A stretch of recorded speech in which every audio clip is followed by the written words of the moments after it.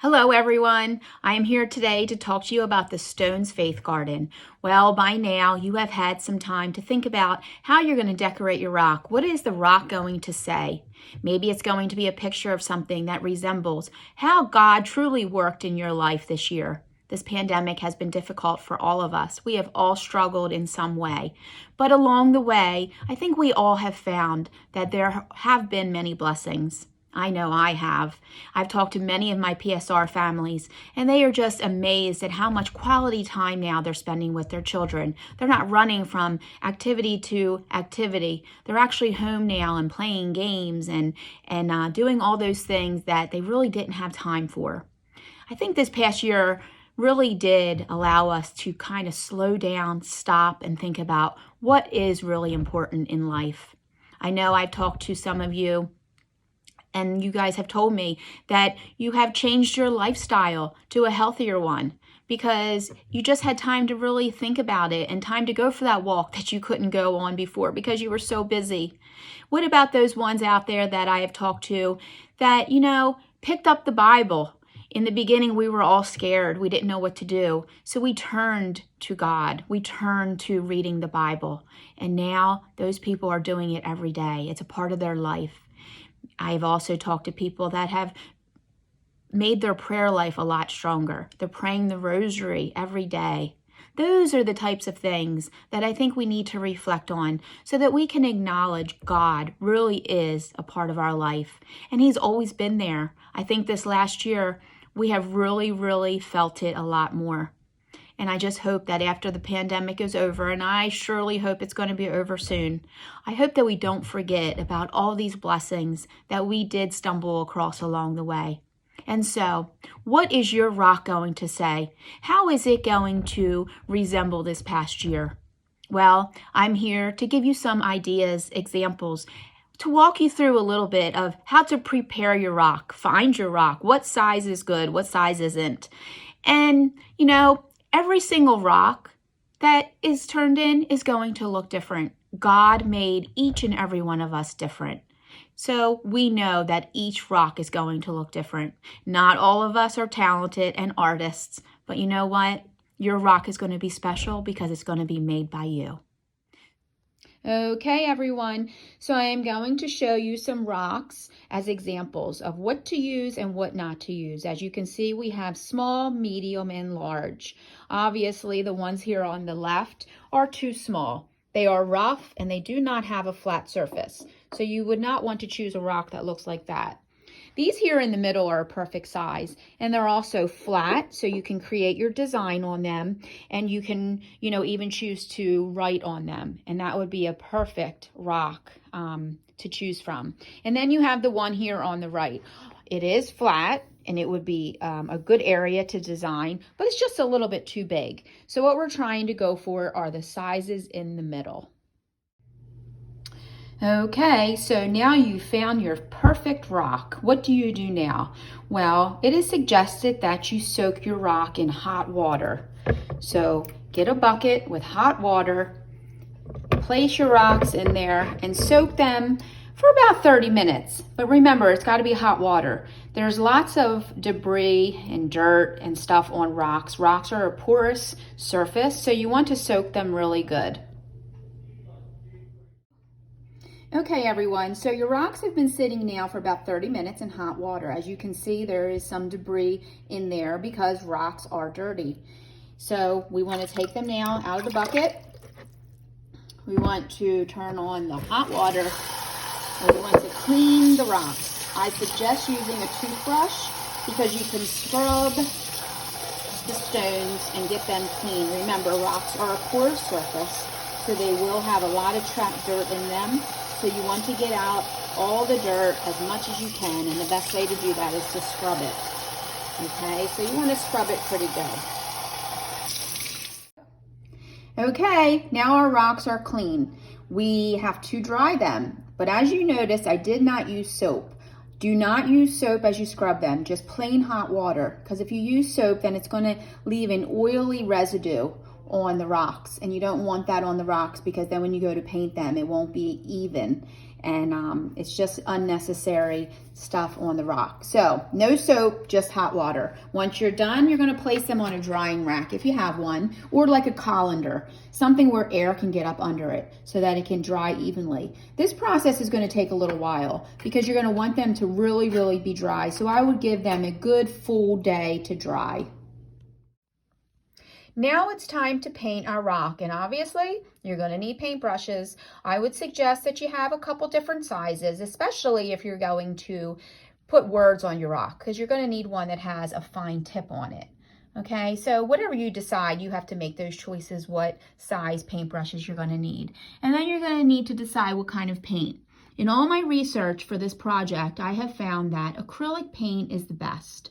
It is the best to use on rocks and it'll last a long time. So acrylic paint is what you should purchase. Obviously, you're going to find acrylic paint comes in different sizes, different colors. So depending on what you want, you can choose, but just make sure it's acrylic paint. And also this one here, I wanted to just let you know that this one was found at the Dollar Tree. So they have a few different colors to choose from also. But these paints here you can find at Walmart or Michael's or even Hobby Lobby. So those are the different types of paints you can choose from. Now remember, when you do paint your rocks, you're only going to use a small amount at a time. So I suggest having something where you can pour some paint in and then just use that like a paper plate or something like this. Some suggestions I have for painting the rock is to go ahead and paint the entire rock. That will actually give you a good primer on the rock, so it'll seal some of those pores so that when you do go to paint it, it's a lot smoother. So that's up to you. You can paint the entire rock or you can just leave it natural. But this might be a little bit easier to make things a little bit smoother for you when you go ahead and paint. And voila! This is a perfect example of what I was talking about. Someone who has prayed the rosary every day since the pandemic started. You might want to go ahead and paint a rosary on your rock. Now, I know you're all saying there's no way I can do that. But you know what? There are people out there that can do this. And so this is just a suggestion, just an example to give you. But I believe that you would agree with me that this is one beautiful rock. Here again are some beautiful rocks. Now, I can't take the credit for these beautiful rocks. Cindy Laird from our parish, a parishioner of ours, actually painted these rocks for me. But she did a wonderful job and she was so kind to do these and share them with us. But these are just some examples of ways that maybe you would like to create your rock. I think we can all agree that this is a beautiful rock created for the Knights of Columbus. Yes, all of our groups and ministries and committees were all asked to come together and make one rock for each group. And the Knights of Columbus have come up with this beautiful rock. Again, they did not paint the entire rock. They left some of it natural. They just painted the top. So again, another example of how you can paint your rock. Okay, everyone, I know what you're thinking. There is no way I can paint something that wonderful on my rock. But don't let that discourage you. Not all of us can. So you know what? Think of a word or a phrase, something that just explains how God touched you this year. You can write the word pray on your rock if you have a more fruitful prayer life.